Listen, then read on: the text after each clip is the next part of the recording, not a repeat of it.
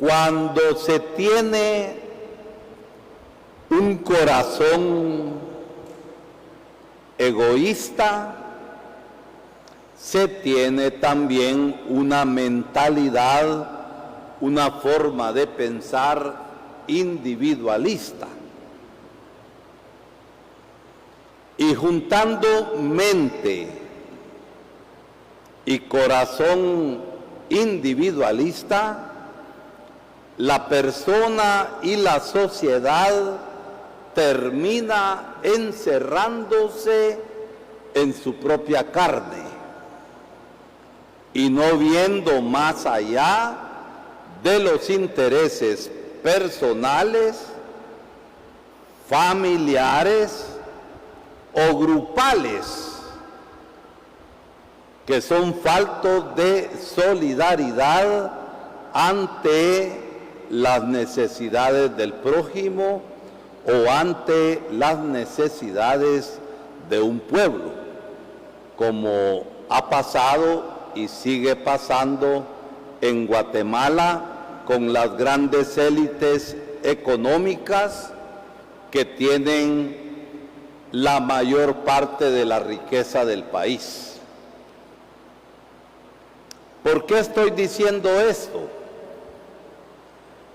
Porque la realidad del reino de Dios que Jesucristo ha venido a instituir y a instituirlo con su muerte y con su resurrección es todo lo contrario. Hemos escuchado la primera lectura de los Hechos de los Apóstoles, que nos hablan de una de las características de la comunidad cristiana primera y el ideal de lo que debe ser toda comunidad cristiana. Tantas veces nuestras comunidades son buenas para escuchar. Son comunidades piadosas porque son buenas para rezar.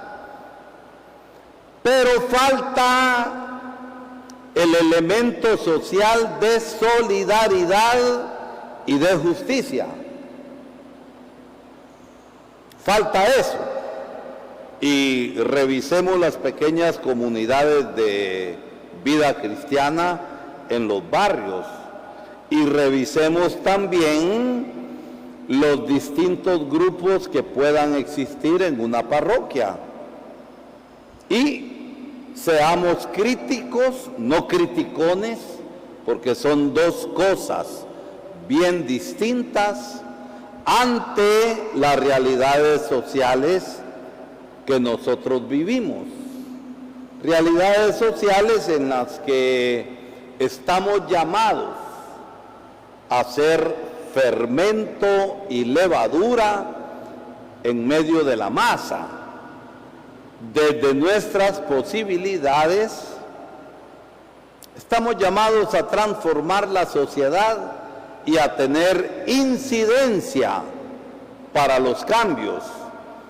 Pero si tantas veces en nosotros no hay cambio, difícilmente vamos a tener incidencia en el campo social y en el campo comunitario. Los Hechos de los Apóstoles, saben ustedes que nos habla de que los cristianos se reunían en común y oraban en común. Y eran asiduos, eran constantes, que los cristianos tenían la fracción del pan. Y la misa se le llama misa, se le llama la cena del Señor, se le llama Eucaristía, pero también se puede decir la fracción del pan. Cristo compartido, pero antes partido para nosotros. Y el último elemento, y es el elemento que se subraya hoy en la primera lectura, es que los cristianos llevaban vida común, no solamente porque eran compañeros, es que también cuando había necesidad, se resolvía la necesidad del hermano y tenían los bienes en común. Y a veces, dejándonos llevar por un mundo que falta la solidaridad, que falta a la justicia y que es desigual, nosotros podemos pensar que eso es un ideal, que eso es una utopía. Y es que no hemos entendido la palabra utopía. Utopía no significa algo que no se puede alcanzar. Eso es aporía, no es utopía. Que la utopía es difícil de alcanzar, es difícil, pero se puede. Y el ideal de la vida cristiana en comunidad es precisamente lo que hemos escuchado. La Iglesia acepta la propiedad privada, porque la propiedad privada también es un derecho que todas las personas tienen, sobre todo cuando les ha costado fruto del trabajo honesto. Pero hay tanta gente que hace pisto porque son mafiosos. Pero no obstante todo, sobre la propiedad privada pesa la necesidad del hermano. Sobre la propiedad privada hay una hipoteca social,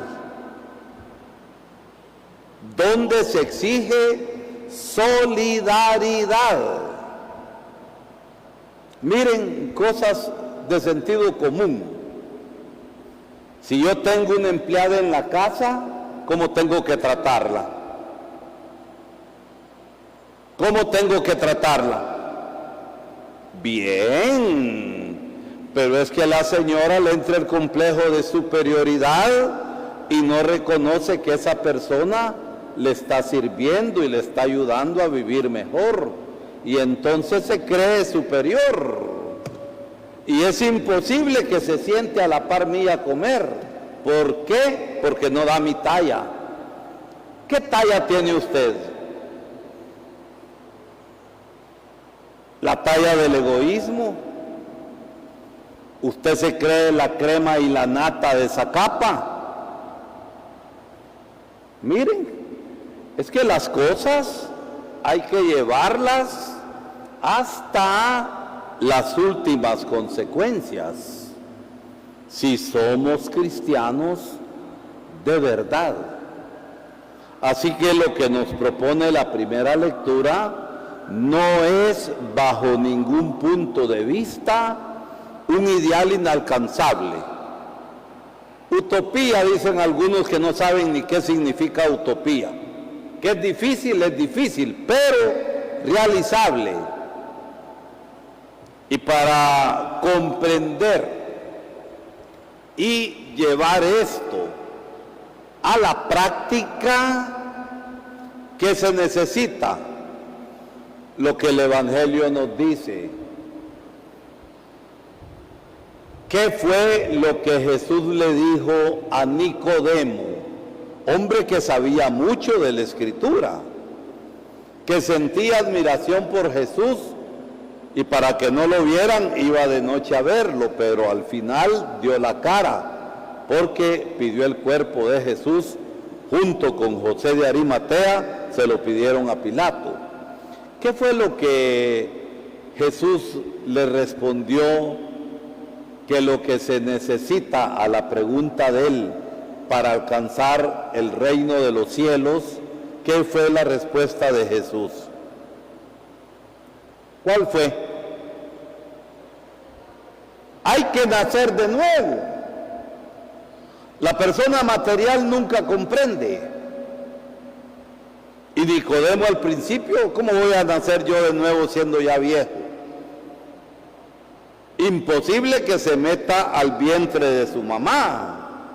Pero es que Jesús estaba hablando de la conversión. Y miren, cada vez que nosotros bautizados somos presa del pecado por mentalidad equivocada y mala comprensión del Evangelio y nos convertimos, este convertirse es un nacer de nuevo. Y estamos llamados constantemente a la conversión y a nacer de nuevo. Porque uno no puede decir en su arrogancia espiritual y complejo de santidad: yo ya estoy convertido, entregué mi vida al Señor, pero todavía tengo mis mañas y mis pecados. Es decir, la conversión es un proceso constante. Y la palabra de Dios en concreto, este día, nos está invitando a ser solidarios,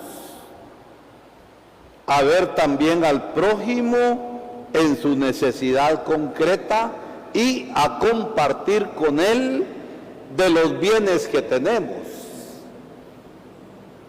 Un ejemplo de solidaridad eficaz lo encontramos en el Evangelio,